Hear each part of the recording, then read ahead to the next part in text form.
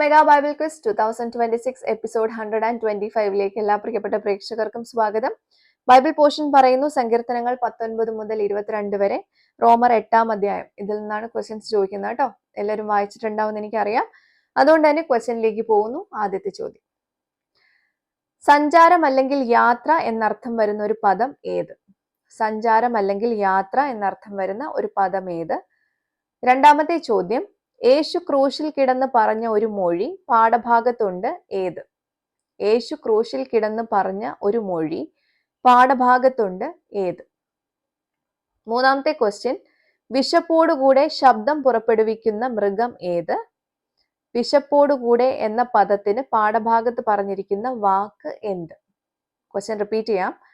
വിശപ്പോടുകൂടെ ശബ്ദം പുറപ്പെടുവിക്കുന്ന മൃഗം ഏത്?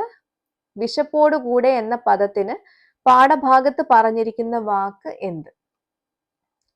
നാലാമത്തെ ക്വസ്റ്റ്യൻ, പാഠഭാഗത്തിലെ ഒരു അധ്യായത്തിന്റെ തുടർച്ചയായുള്ള 6 വാക്യങ്ങളുടെ തുടക്കം 2 അക്ഷരമുള്ള ഒരു വാക്കോടുകൂടെയാണ്. പദം ഏത്? റെഫറൻസുകളും എഴുതുക.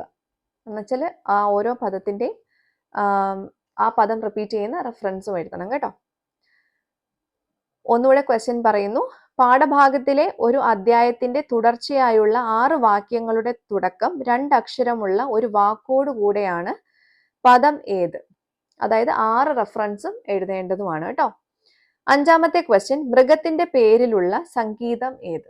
മൃഗത്തിന്റെ പേരിലുള്ള സംഗീതം ഏത്? അപ്പോൾ ഇതൊക്കെയാണ് ഇന്നത്തെ 5 ക്വസ്റ്റ്യൻസ്. എല്ലാവർക്കും ക്വസ്റ്റ്യൻസ് മനസ്സിലായിട്ടുണ്ടാവുമെന്ന് കരുതുന്നു. ശരി ഉത്തരം അയക്കേണ്ടത് എങ്ങനെയാണെന്ന് അറിയാലോ. നിങ്ങളുടെ ഉത്തരങ്ങൾ താഴെ കാണുന്ന വാട്സപ്പ് നമ്പറിലേക്ക് വിത്ത് റെഫറൻസ് അയച്ചോളൂ. ഇതിന്റെ കറക്റ്റ് ആയിട്ടുള്ള ആൻസേഴ്സ് നാളെ റിവീൽ ചെയ്യുന്നതായിരിക്കും. അപ്പോൾ ശരി ഉത്തരങ്ങളുമായിട്ട് നാളെ നമുക്ക് മറ്റൊരു വീഡിയോയിലൂടെ വീണ്ടും കാണാം. Till then it's me Angel signing off. Bye and take.